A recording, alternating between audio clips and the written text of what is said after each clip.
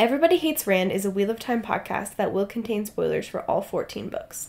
So if you're anti-spoiler, stop this, read all 14 books, and come back. We'll be here, waiting. Our title is a joke and is meant to be taken as such. Everybody in this context refers to us and our cats. You are free to feel however you want about Rand. He's a fictional character. Please don't DM us. The world is a mess, Dark One stretching out his hand. The dragon's reborn, the fire's been fanned, but everybody hates Rand. Everybody hates Rand. Everybody hates Rand. Hey everyone, this is Everybody Hates Rand, your friendly neighborhood Wheel of Time podcast. I'm Emily Jushaw. And I am Sally Goodger. And this is Ed. And over there, misbehaving, is Tybalt. This has happened several times, where due to our Utah accent, which is inclined to drop T's, there are, I think, quite a few of you who think his name is Tibble, Tibble. Oh, yeah. And just to sort of clear our good name that we did not name a cat Tibble, his Tybalt name is... rhymes with kibble. Well, he does love kibble. His name is Tybalt, Tybalt, as in... The Shakespearean character from Romeo and Juliet. Sorry. Villain. Well, Tybalt is a villain. I will try to slur a little less. No, wait. It is our Utah accents. Yeah. Tybalt, yes. That's what the vet calls him. Yeah, it's made more complicated by the fact that I don't know if there's an accepted pronunciation for the Shakespeare character. I've heard it both ways. Heard it both ways, as Sean Spencer would say. Yeah. Hey, Tybalt. He looks so evil. And he doesn't know his own name either because he's not very smart. He is, as the play says, Prince of Cats, and he hates the world. Yeah. It's just sort of a rebel without a claws. Yeah, enmity claws. within him. Rebel with claws. Rebel with claws. Stupid. You do have claws, and he loves to put them into them. our flesh. Yeah. Okay. We love our cats or something. Okay, focus. I'm focusing. Hey, we're here with 2 more chapters, most of which are logistic in nature. Mm-hmm. We are sort of seeing all of our main characters go off to start the first stages of actual, pitched battle. Yeah. In terms of the last battle. So we get a chapter that is mostly the planning of that, primarily through Elaine's point of view. Another snippet from Lan as he's sort of reacting to reinforcements coming to him at Tarwin's Gap. And then the chapter where that actually begins, again through Elaine's point of view, and then we flip back to the Black Tower, where things are going badly. Ooh. I know that will surprise you, right? To put it mildly. Right after they had a roof or whatever fall on them, Macathon style. Yeah. Things are still going pretty bad. Things are down and out at the Black Tower.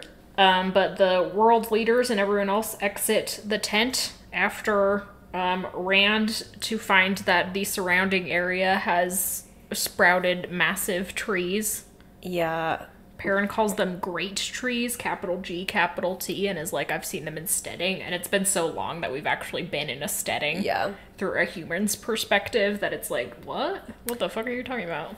Yeah, no idea about the lore here, but it's just redwood trees in my imagination. Yeah, like that sequoia, and everyone's they grew in 5 minutes, and I'm how could you not hear that? Yeah, it does pose the question, does a tree growing make noise? You'd think so if they were that big. I guess I'm thinking of movies where it seems plants always, Jumanji, the creepy vines make these rumbly noises. It's the plant power within them. I don't think it would be pleasant to be a tree and grow in 5 minutes. Yeah, I think it would be quite alarming to spring into existence made by the Dragon Reborn and then suddenly just be enormous. But this is more just like Rand influencing the earth in his sort of nature yoga girly way. Mm-hmm. He's just so transcendental. Sorry if you heard that. That was my stomach. She's got a lot to say. Exactly. It's in line with his whole sort of Captain Planet thing that he has going on. Captain Planet.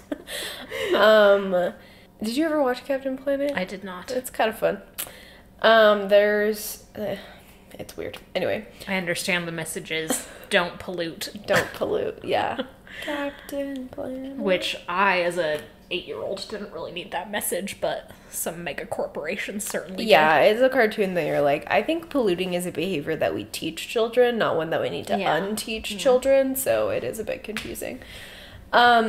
Anyway, Rand's got his whole, like, Captain Planet thing going on, and this instance of it is kind of confusing to me. It doesn't really seem to be serving much of a symbolic purpose the way that the other ones did. I guess the argument could be made that it's sort of a massive show of power as Rand heads off to Shale Goal. I guess that's one interpretation. But otherwise, it just seemed like this sort of odd set piece that we might be coming a bit over-reliant upon. Yeah, it did make me think, because Perrin was like, I haven't seen one of these since I was in a steading. So you're like, Ogier, and then you're like, I wonder where the Ogier are, and then later in this chapter, they show up. You're so right, maybe there's a logical leap there. I do wish the Ogier had been present at this world leaders meeting. I think that would have been interesting, and I mean, we can't complain last episode that there were too many people present at the meeting, and then and also the Ogier should have been there. I think that's a fair criticism. That's what I'm doing, though. There should have been fewer people speaking. The Ogier should have been present, or at least Loyal should have, even if it was just in his capacity of taking notes. Because I feel like Loyal would have been mad about missing this. Yeah, it is also, one, you're right, the trees their probably purpose is to be a sort of Chekhov's gun, to be like, remember that the Ogier are coming, although it's quite a quick turnaround for, Chekhov's gun, like you start with trees, and then they're like 3 pages, you're like, okay, you could have just brought the Ogier in, I don't really see the point of it, but whatever, now we have some sweet trees. Is it really Chekhov's gun if the gun fires within 30 the gun seconds? Is firing. Does it count as Chekhov's gun if the gun is firing the first time you see it? Being aimed at someone, But yeah, I agree. It's really frustrating to be like, we had this entire agonizing plot about how the Ale are going to be included or excluded, and then be like, we're not considering the Ogier. We are also not considering the Tuathon. Oh yeah, for sure. They were also left out. And it's just like, that seems very much indicative, whether or not the plot intends it to be this way, that those are subclasses of people or beings on the political stage. And it's like, that's cool. Yeah, which is not entirely unexpected from this set of characters. Yes. But it is a little, like, sad that Robert Jordan went out of his way to be like, here are Ogier and Tinkerer or past Tuatha'an characters like Aram who are present and operating in the plot, and then be like, man, they don't count. They don't really matter to me, Robert Jordan / Brandon Sanderson. It just shows that the, like, author's attitude sort of matches the characters in terms of, like, I have introduced this group of people or even this species to be sort of a background set piece, and I'm not actually terribly interested in what happens to them. Mm-hmm. To which I say, you shouldn't write about things that you're not interested in. Yeah, it does really start to beg the question of, like, what is the purpose of plots like, or character groups like the Tinkers or the Ogier? The Ogier show up and are like, you have my axe. Yeah, literally. Basically. The Tinkers, I think, it's just to make the white characters, racialized in that sense, feel better about themselves. Yeah. Perrin style. But, that's fair. That's a bummer. With the Ogier, I think it is just that Robert Jordan might have written Loyal as sort of a, like, I gotta have a tall tree beard type guy in there. This is fantasy. I have to include all the hallmarks of Lord of the Rings. And then was like, oh fuck, I don't know what to do with this guy. Oh, wait, what? Yeah, I was thinking a lot about the Ogier and their purpose in the story. And it's not as if they're entirely, like,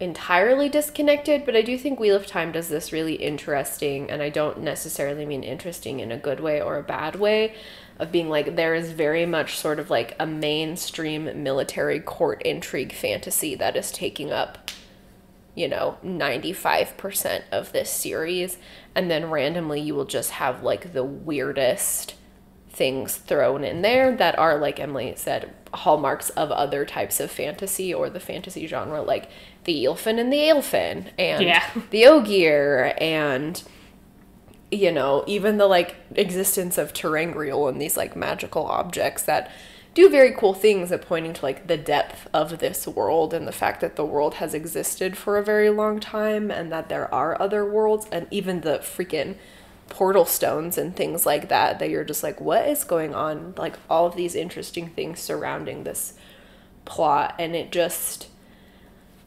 just a sort of bizarre makeup. It leaves you with a lot of questions, which on one hand is really exciting, but on the other hand is just sort of like, these things play a significant enough role in the series that sometimes there's just not enough info or connection back to the main plot for me personally. Yeah, you make a good point. I do think the intention, probably, if we could ask Robert Jordan, would be what he would say, is to deepen the world. That's the sort of like realistic fantasy genre as we see it. Like, well, in the real world, not everyone is connected or knows about everything and blah, blah, blah, blah, blah. So why not in this fantasy world have things that are sort of important and things that aren't really that important and blah, blah, blah, blah, blah.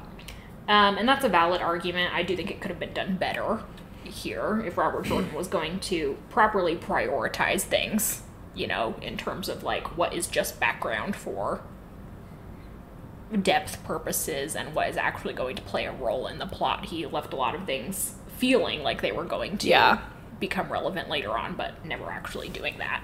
Yeah. The Ogier arrive. We find out that Loyal successfully argued on behalf of not teleporting to an alternate dimension. Good on you, or pal. Or whatever. Yeah. Good job, lad. And so they have arrived. Not sure how. Yeah, it really is like, where the fuck did you come from? Yeah, the Ogier can't capital T travel. Or can they?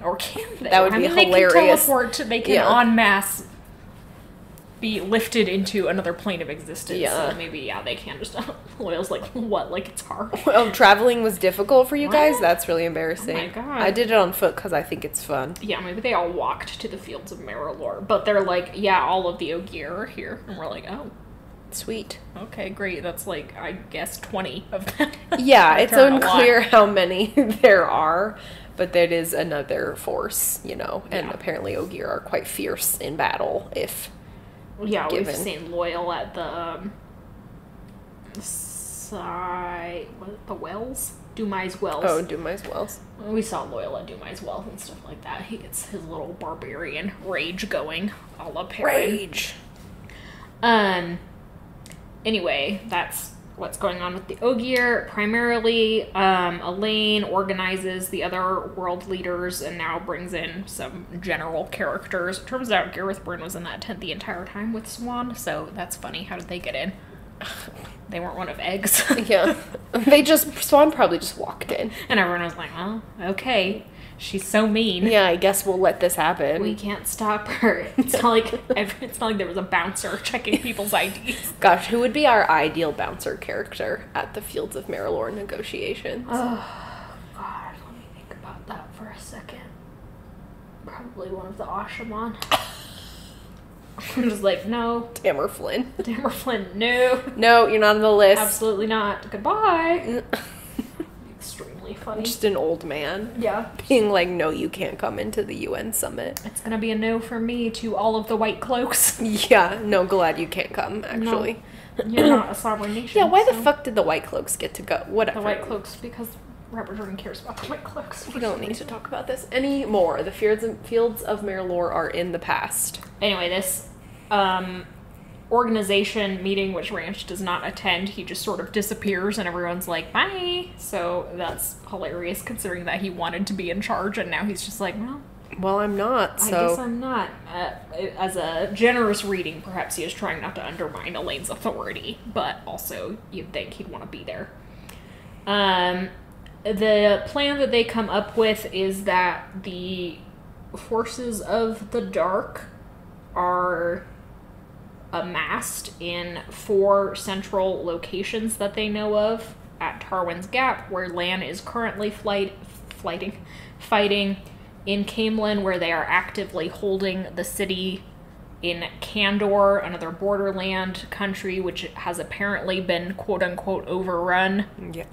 We, again, are like, so? Since when? Yeah, and, like, also, what do you mean by that exactly? Yeah, the entire country? Like, directly up into the borders? Yeah, we're not asked to, like, investigate that further. And at Shale Gull, which would be more of a, like, invasion force, because in order for Rand to go to Shale Gull to fight the Dark One, presumably he would need to not be, like, murdered by Trollocs as soon as he enters the place. Ideally. So they're like, this is great. We have 4 battle fronts that we want to conduct, that we want to operate on simultaneously, and 4 great generals. The remaining ones, as a reminder, are Gareth Bryn, Iturald, Bashir, and Agelmar from Shianar, who we haven't really seen since book 2. Mm-hmm. This is hilarious, by the way, because the 5th great general was Pedron Nile, and I'm just imagining him here, and it would have been really funny in a way. Be like, there's actually nowhere for you to go. And I'm like, sorry. Why don't you go ahead and beef it? Bye. Bye. And I don't know how you made Get a out list of here, boomer. Yeah. of great captains in the first place. Every point of view. Yeah, every of time his... we saw him, he was like, my master plot is coming together. And then he just failed extravagantly. Yeah, and then it was like the worst master plot you've ever heard of. So convoluted and impossible to execute. No idea how you got on that list. I mean, I do know how you got on the list. It was apparently by performing well in the Ale War. Which is probably just means massacring the Ale. Yeah. Committing crimes against humanity en masse. Anyway, they decide they're going to send Agelmar to back up Lan with a contingent of, like, the borderlands generally, those armies. The White Tower, led by Egg, is going to go to Candor, because Candor is sort of lowest on their priority list. Mm-hmm. They're like, we can't take back Candor, it's an entire country, but we are going to try to stop the advance so that we're not getting, flanked. Shale Gull is going to be a smaller contingent, primarily of the Ale, but it will be led by Iturald, who is still suffering from some post-traumatic stress, we are reminded. Poor guy. And Bashir, with Elaine herself, and sort of Perrin's forces, a sort of motley crew, are going to focus on Caemlyn. Caemlyn's going to be their primary front, in that they're like, we need to prevent them from, attacking us from the back. Mm-hmm. So we need to retake the city, even though Caemlyn can stand under a siege, so there's some logistical problems with that. Ultimately, what they decide is they're going to draw out the Trollocs from the city so that they can try and retake the Waygate. And we find out that the way that they're going to do that is to set the city on fire, just basically raze it to the ground, which I have no opinion on that. That's sort of a net neutral strategy to me. Yeah.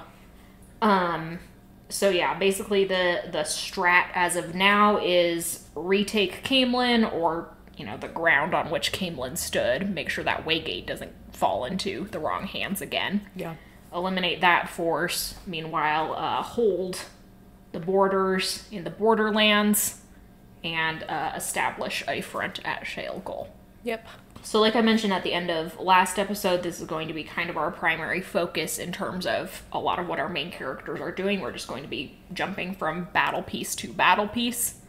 There will, of course, be underlying plots running through this. We are, again, left with the sort of what's a Damocles Sword but positive, I guess.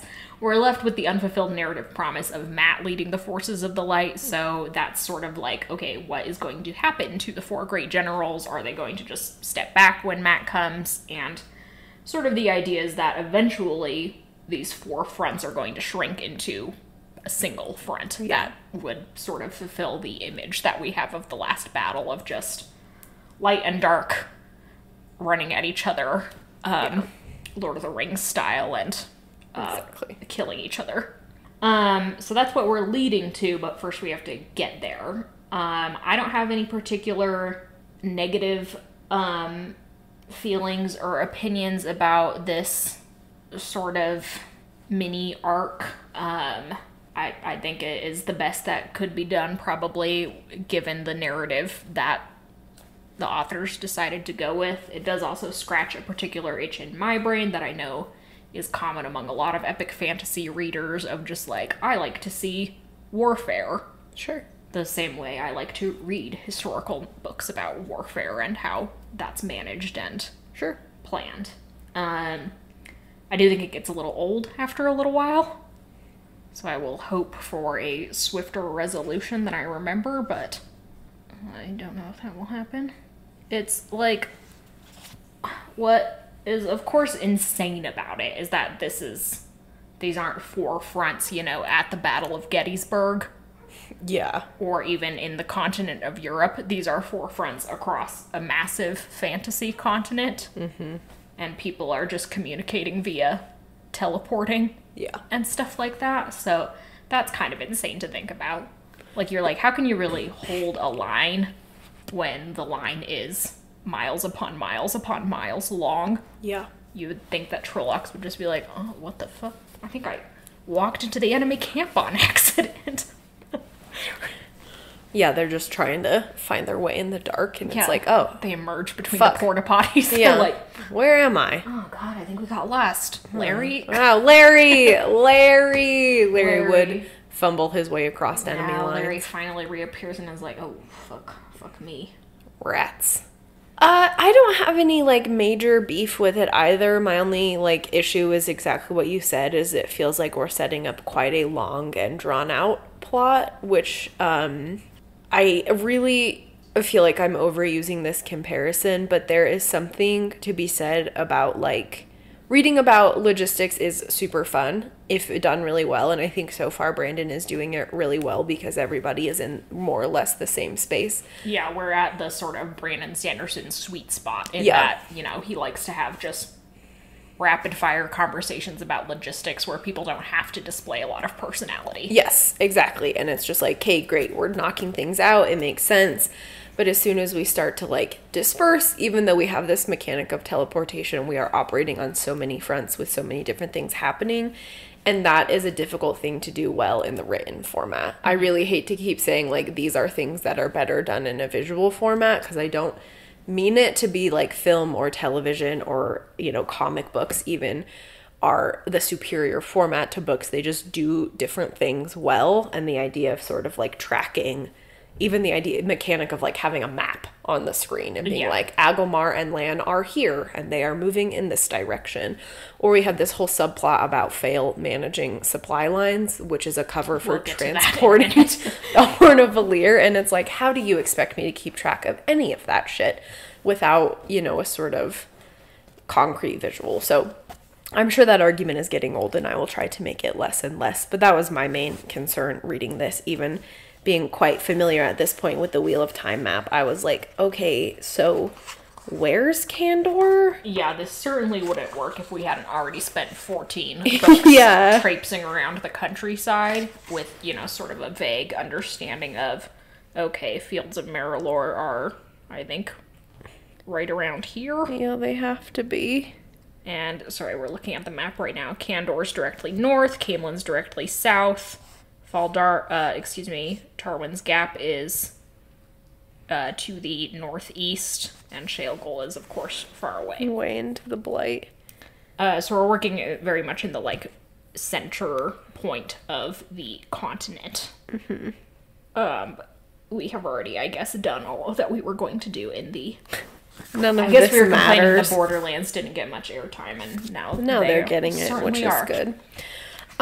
So yeah, my concern is just that I guess it's also a personal issue, where I'm concerned about my ability to track all of these logistics and like enjoy what is going on. I'll find it at some point. So that could just be me.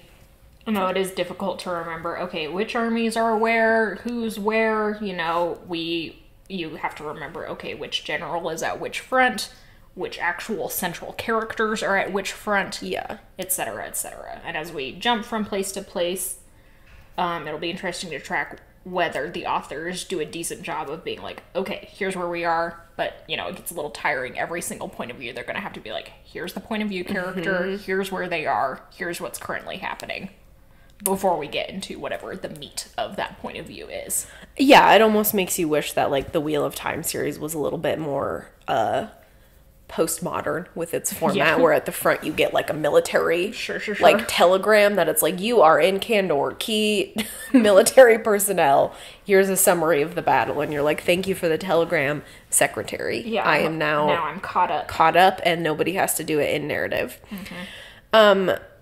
So that is my main like worry about it. My other thing, and I'm not going to keep harping on this plot for forever because I understand that is also boring.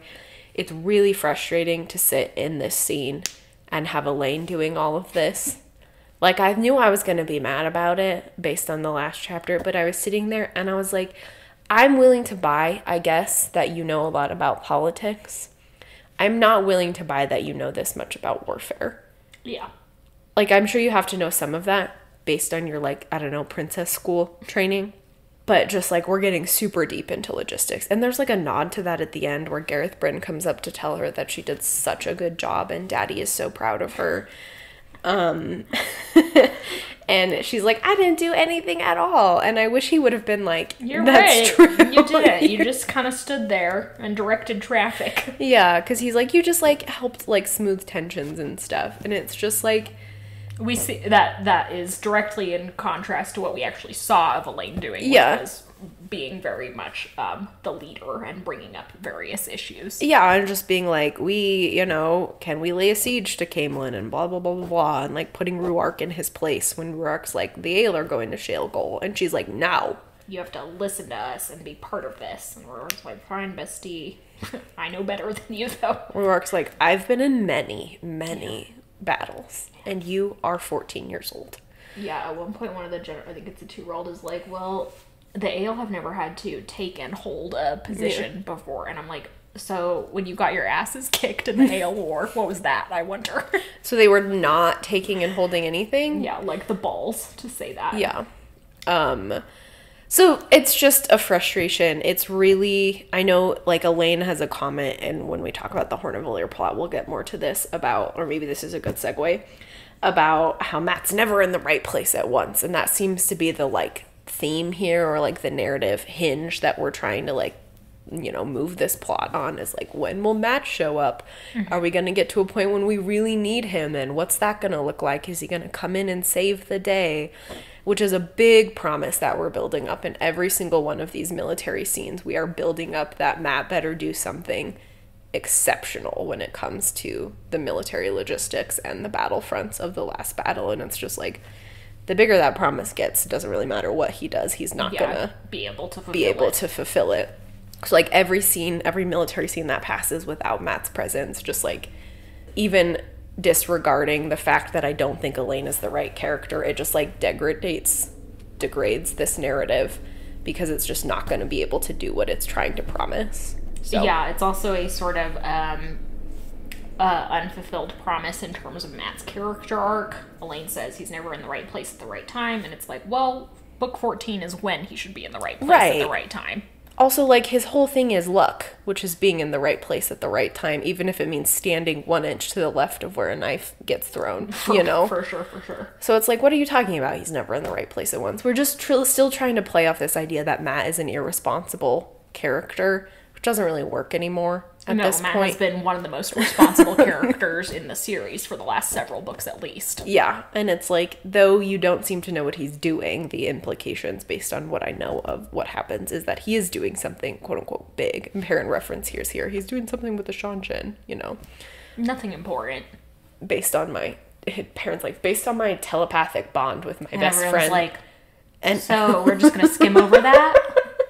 you can imagine Fail being like, you're what? You're what? And Perrin's like, yeah, I can see it. Just whenever I think about them, I see them. And she's like, all the time? And he's like, yeah, I've seen Rand pissing, shitting, fucking.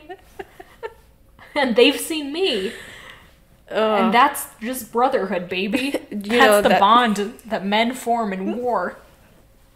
You guys don't have to bond with your friends? That's crazy. Yeah, oh my god. Friendship necklaces. We don't need those. We have telepathy. We have telepathy, but it's just sort of like I'm looking at them through the palantir and can see what they're doing from the outside. It's like scrying. Yeah, it is like scrying. Involuntary scrying. So yeah, that's my main beef with this is just it's really building up to something and Yeah, those are solid beefs to have. Thanks. To be holding on our horizon. So Fail and the Horn of Valere. Elaine approaches Perrin after this big meeting and is like, listen, I need someone to sort of be managing our supplies, essentially to be the Forces of the Light's quartermaster. Yeah. Which is a job that Perrin has no qualifications for. Correct. Elaine doesn't care about that. Yeah, but Elaine is like, I need someone I can trust to be doing it. And it's like, you and Perrin have had very few interactions. And it really is like, does Halwyn Nori mean nothing to you? Yeah. Like, This is Halwyn Nori's time to shine. Like, you've had someone, like, disregarding my absolute love for that weird little man. Like, that's, his whole job has been, like, organizing shit for you for the past 19 books. Yeah, we are, like, Elaine is like, I need someone to do this so that ultimately they can sneak the Horn of Valere out of the White Tower and get it to Matt at the right moment. Blah, blah, blah, blah, blah. That's the sort of ulterior motive. They do actually need a quartermaster, though. Armies cannot function without supplies, constant stream of supplies. That's, like, rule number 2 of warfare. Yeah. Thanks, Sun Tzu. So it's insane that this didn't come up in the meeting itself. That would be like a primary concern of all of these experienced military guys. Like, how the fuck are we feeding our soldiers? Right. You wouldn't be like, well, we'll just teleport everything. Okay, but what about the White Tower is going to be also fighting their own war in Kandor? Yeah, exactly. And it's like saying you're just going to teleport anything is also not actually, like, teleport things when? Who gets priority if, like, supplies get low? Like, please, Elaine. Like, this is a big issue that the authors are just asking us to skim over. And Right. It's like, okay, I don't actually need the vivid details of every aspect of this war. I am willing to accept that. Sure. But they're themselves bringing it up by sort of shoving it in our faces. Like, if we just hadn't mentioned supply lines, Yeah. I would have been like, okay, that's not something we're thinking about in this Yep. narrative. But we're like, nope, we're doing some supply line stuff. So Fail's effectively being asked to dual wield incredibly important jobs. Mm-hmm. The Horn of Valere and the supply lines. And it's like, no one should be doing both of those things at once. You have to think of a better cover story. I mean, no one needs a cover story. You can teleport. Just go get the Horn of Valere. I know, it really is, Elaine's reasoning is so confusing to me. She's like, we don't want them to try and steal it. I'm like, then pass it from one gateway to another place where you can protect it. You know where Matt is via Perrin's telepathy. Go give it to him. Rand has also said, I'm going to go see the Shanshin. Why not get the Horn of Valere to Rand? Yeah. Or Perrin. Or someone. Yeah. And it's like, if you're that concerned about one of your main artifacts, the Horn of Valere, why are you concerned about Edwene carrying around the seals of the Dark One's prison? Yeah. Why are we giving priority to some things and not others? Yeah. You're right. It is just very silly to be like, we have to do this sort of Ocean's 11 heist in order to get the Horn of Valere, which we own, to a member of our team. Obviously, this is insane. Everyone reading this knows this is insane, and there's zero reason logically for this to happen. Sure. So it's another one of those peek behind the curtain moments. Clearly, Robert Jordan and Brandon Sanderson wanted to do stuff with the Horn of Valere that does not involve just handing it to Matt. Sure. It would be so inconvenient if, Matt just had the Horn of Valere anytime he wanted and could call upon the heroes of the Horn. Obviously, the Horn of Valere needs to arrive at a particular moment. And so instead of coming up with a rational reason for it not to arrive at a typical moment, like, I don't know, at this point just have the dark ones, the dark friends or whoever steal it. Yeah, and then it's like, then you have to find it. Then you have to find it. That's like the whole thing. That would be a perfectly passable plot. It would be really annoying, but I would be like, okay, again, I can peek behind the curtain and see the point here. It would honestly make sense considering that the White Tower, where the Horn of Valere has been being kept, has been invaded like 6 different times over the course of the books. Masana was the Forsaken in residence. Yeah, you're right. She should have just snatched it. What was she doing? It was a nest of Black Aja for the longest time. So Horn of Valere should have just been missing. Instead of having Fail go on this insane Ocean's 11 style heist that, spoiler alert, will go wrong in a variety of ways. Who could predict? Who could have predicted this? Who could have predicted that this was the best way to move maybe the most important item of the entire last battle? You're gonna be so mad every time we get more of an update on the Fail / Horn of Valere situation. And 2, I don't have necessarily any major beef with Fail anymore at this point, but Fail is like a 22-year-old idiot. I do actually believe Fail is as equipped as anyone to be the leader of the Light's quartermaster. Yeah, if Elaine's gonna be the general, why not Fail be the quartermaster? Yeah, we have fair. actually seen her doing quartermaster stuff in her army. Fair. And, she actually has military training because her dad would probably be like, Fail, how would you besiege this town? She's like, I'm ready. Flashcards. Yeah. Boom, baby. Yeah. So, like, I guess what I'm trying to say is I agree. I don't have necessarily any major beef with her being, like, the supply person. We need to have Fail do something because she's Perrin's wife and therefore she's a key character and she could, whatever, help out. But it really is, like, and Elaine even says, like, I don't know Fail. It feels weird to trust her with this task. And I'm like... Hilariously, Elaine knows Fail exactly as well as she knows Perrin. That's a good point. She has never not been point. in Perrin's company without Fail. That's a good point. So why does she trust Perrin so much? Maybe it's because he's a man. Oh, he's a man and he knows my baby daddy. Yeah. So yeah, it's just like an absolutely wild thing to have Fail do. Be like, why does Fail need to be connected to the Horn of Valere? You're so right. Fail could be doing supply stuff and I would be like, slay bestie.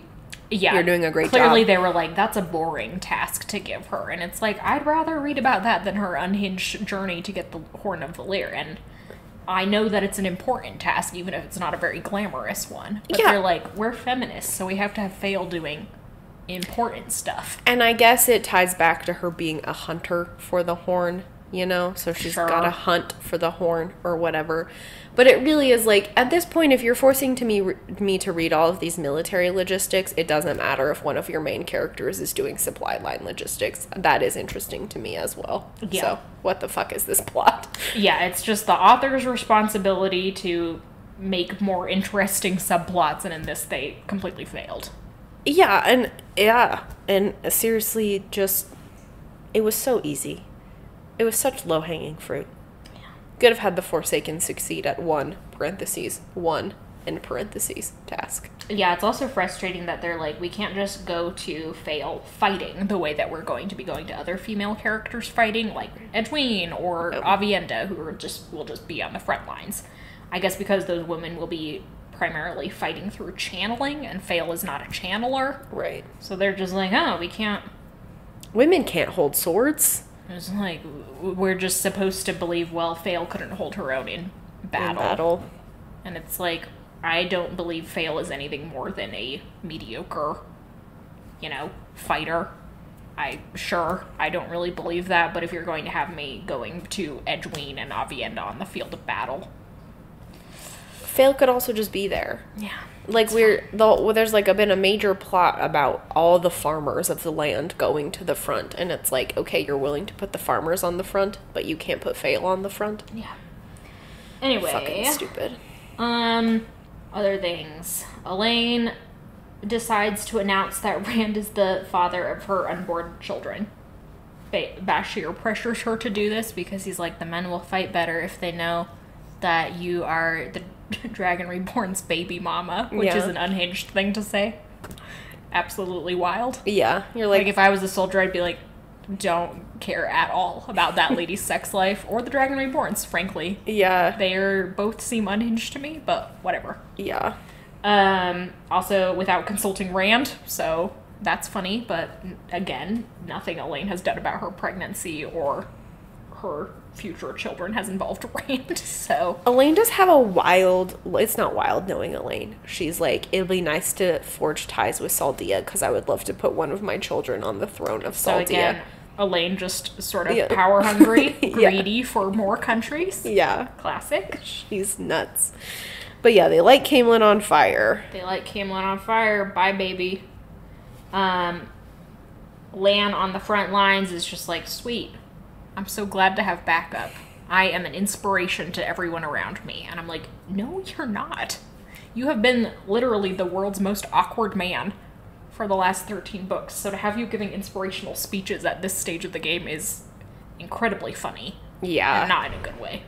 Back at the Black Tower, Andrel wakes up to find that he, Pavara, and his friends have been tied up. They're still in this sort of basement, this sort of basement area where they found Loghain. He wakes up, they try to get free and are unsuccessful. They watch as horribly one of Andrel's friends is dragged off and capital T turned. And, then comes back evil. And they're like, uh-oh. And Amarin, our gay bestie, is being dragged away as we cut the scene. But it seems like there's nothing they can do. Andrel and Pavara are stuck. Loghain will get turned any time now. Black Tower's in a bad position.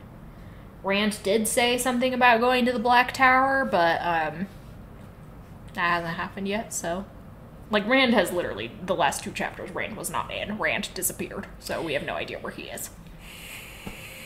Yep, that's pretty common Rand these days. Pretty He's classic just like, Rand. Bye. As soon as Rand learned how to teleport, he was like, you will not be able to keep me. You will never see me again. In one place for more than a day.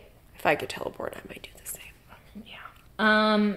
Those are those chapters. Do you have anything else to add? I don't think so. I've said enough.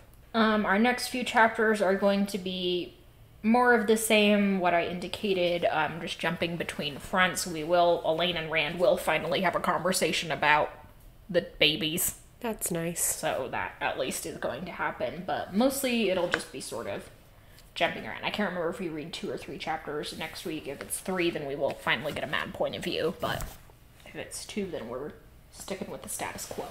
So those are those chapters. I don't have any expectations because I assume it will just be fighting stuff. But I do think it would be so funny if Andrel and Pavara got turned to the Dark One. Oh my god. That would be. If that was the resolution to that plot, was that they just were both so inept at getting out of this now they're just so evil. Now they're just so evil. Now we have to fight Andrel and Pavara, our beloved characters. Yeah. It's so sad how they tragically fell, and they're so powerful because they're double bonded. It would be really funny. Yeah, I agree. I'm sure they will get out of it in some, MacGyver type way, but it would be incredibly hilarious. Oh god, that would be so funny. Okay. Thanks for listening. Thanks to Glenna McKenzie for our theme song. Thanks to our patrons on Patreon and our followers on social media. Yeah, you guys are the best. Check us out on Patreon if you haven't. Doing some fun stuff over there. Thanks to Ed for being a moral support in this trying time. Yeah, he's been sitting here just kind of yawning a lot. I don't know. He's a sleepy guy. Do you have a sign off? Last night we were watching Bones. We're almost done with Bones. And you guys, next we'll do a podcast about Bones. I would love to. I couldn't possibly. No, we don't rewatch Bones at all. We just go episode by episode. Try to remember what it's about. We try to remember, and then you read the IMDb summary to try and get it right. Well, anyway, we saw, you know, the structure of Bones, if you haven't seen it, is that they find a horribly mutilated and disintegrated body somewhere. They're, you know, 12 seasons worth of horribly, what's the word? Decayed bodies. Yeah. Just all around the Washington, D.C. area. But they found one, and in the course of their investigative work, they found out that this person had been tortured with the old rat in the bucket technique. I'm not going to elaborate on that because you know gross. what it means, yeah. I think it was in Game of Thrones, too, if that helps. But they announced this, and Sally immediately wisely goes, like in 1984, the George Orwell book. And I had thought, but luckily hadn't said at the exact same time, just like in Too Fast, Too Furious. Oh my gosh. So, it was incredibly hilarious. And I think Emily's was a more poignant cultural reference than George Orwell's 1984. I've never read 1984. And that was the moment I realized I'd left such a huge gap in my Whatever. It's like fine. So anyway, that's all we've got. Go watch Bones. Don't watch Bones, I'm begging you.